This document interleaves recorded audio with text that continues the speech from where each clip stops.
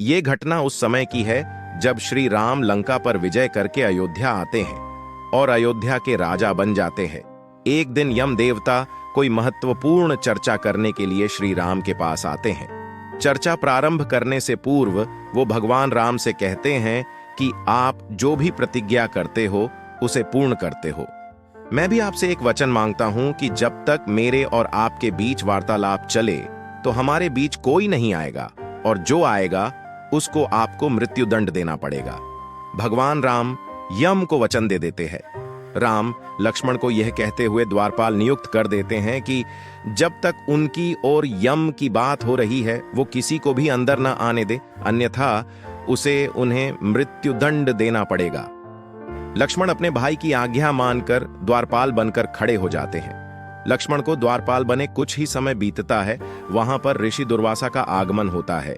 जब दुर्वासा ने लक्ष्मण से अपने आगमन के बारे में राम को जानकारी देने के लिए कहा तो लक्ष्मण ने विनम्रता के साथ मना कर दिया। इस पर दुर्वासा क्रोधित हो गए तथा उन्होंने संपूर्ण अयोध्या को श्राप देने की बात कही।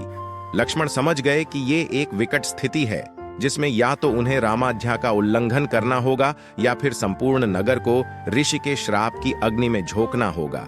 लक्ष्मण ने शीघ्र ही यह निश्चय कर लिया कि उनको स्वयं का बलिदान देना होगा ताकि वो नगर वासियों को ऋषि के श्राप से बचा सकें। उन्होंने भीतर जाकर ऋषि दुर्वासा के आगमन की सूचना दी।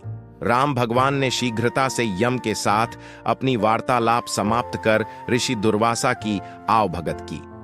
परंतु अब श्री राम दुविधा में पड़ गए, क्योंकि उन्हें अपने वचन के अनुसार लक्ष्मण को मृत्युदंड देना था।